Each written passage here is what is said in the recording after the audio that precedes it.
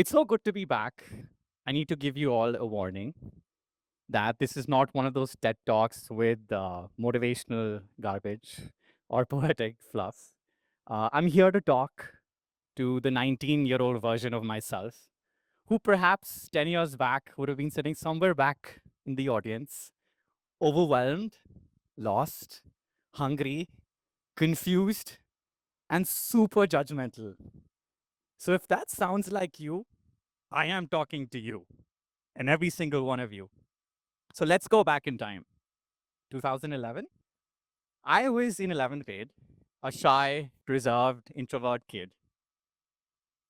And I thought of standing up for our school elections. And you can imagine how that went, right? I lost miserably, so badly that I was sitting in the middle of my classroom with tears in my eyes, my head down on the desk. And you can imagine for a kid like that, that was social tragedy. I felt a level of discomfort that broke my identity. I felt invisible. I felt forgettable. I felt like I was unseen. And that shifted something in me. Shifted something so bad because I felt a level of discomfort with my identity that I became obsessed. Obsessed till a point where I could care less about my board exams. I could care less about what followed, which is SAT. It became about my personality, elections, and so on and so forth. So much that I had an idol, Will Smith and Jim Carrey. I studied them like physics, how they speak, how they talk, how they hold their own. Not to be popular, but to truly understand how people function. And as you can imagine, at the end of that year in 12th grade, when I stood up again for elections, I won by a landslide, right? So this journey from a shy, reserved introvert to this obsessed extrovert was really not about me overcoming something, to be honest. It was essentially me for the first time realizing that my identity has an edit button. I can fundamentally rewire and rechange myself in 1 year. And that was just the beginning. That was version 1.0. And it was no stopping after that. Let's fast forward to university. This university, 2016, just around the time when I was graduating. I was 3 years into building my first startup. As you can imagine, I gave it my blood, my sweat. My entire identity was attached to this company that I'd built. Like every single day, every single hour of the day from 9 a.m. while running to the lectures in these conference halls till midnight, I was building this company. Till a point 3 years in, I reached a point where it wasn't working. I knew it for a while, but it dawned upon me that this is not working, and I decided to shut it down. Like while everyone in university was saying their graduation ceremony, I decided to shut my baby down. And I can tell you that when I announced that to my team, we were having an all hands, where I walked up to my team and I told them that guys were shutting down. I couldn't control myself. I had tears dripping down my eyes. And this time, my entire identity fell apart. This wasn't discomfort because my entire identity was attached to what I'd built. It was a project, it was a startup, it fell apart. And you can imagine how that felt. But fast forward, month one, month two, somebody gave me this book called The 5 Day Sprint by Google Venture. And when you're at your absolute lowest, you decide to read a book and actually pull it off. So at the end of those 5 days, Amber was born, which is the iconic AI persona the entire country knows. At the end of a month, I was on India's first version of Shark Tank, where we raised our first round. And these investors did not know that I was crying a month back, talking about shutting my startup down while everyone was graduating from this university. So you can imagine that this second story essentially taught me that, you know what, obsession isn't enough. If you think you can rewire, rebuild your identity just by obsession, it's not enough. Letting go is the hard part, right? Letting go is a skill. Attach our identity to our ego, our sense of self, our personality. once you start letting go of something, you create space for something completely different. And that's what my second story was all about. But just when I thought that I had everything figured out, you think you have everything figured out, fast forward 4 years, 2020. This was 28th February, 2020. Um, I think I was like flying high in the air because I had a $3 million term sheet in my hand. I had a happy relationship going on. So I thought, let's challenge myself. So I decided to go for Vipassana. It's this 10 day silent retreat where you spend 10 days away from the world, isolated, meditating. And on 8th March of 2020, when I came out and I opened my phone was beeping nonstop, left, right, and center.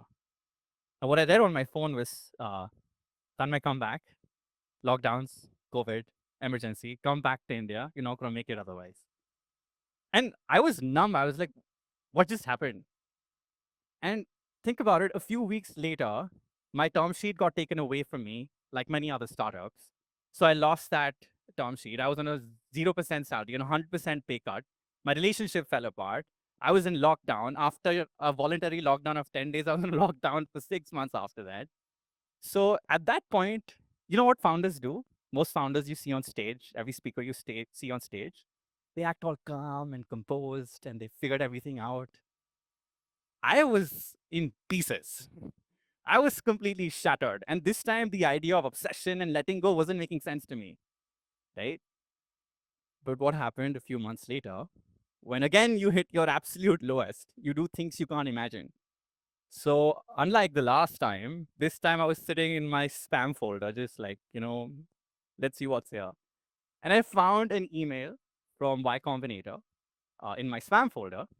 Y Combinator is where Airbnb was born. Um, and that was the acceptance interview invite for Y Combinator. And in August of 2016, which was just 6 months apart, when we finally were on YC's demo day, we got 36 investor calls, which I had to wrap up in 36 hours. And we raised our largest round till date in those 36 hours, something I was not able to pull off for 4 years in a row. So you can imagine this year was fundamentally different from the past, but I had a huge lesson when it came to this year, right? And the biggest lesson I have is you don't get to choose when something breaks.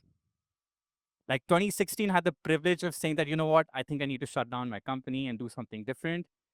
2020, COVID, the year which destroyed most of us, I didn't have the choice to say that, you know what, break me this year. It happened out of nowhere. But what you do get to choose is who you become when that moment happens. So let's zoom out. Let's zoom out. I thought I had a startup story, but what was really happening behind the scenes across the decade was I was rebuilding my sense of self. I was rebuilding my relationship with my body. I was rebuilding my emotional patterns from anxiety to security.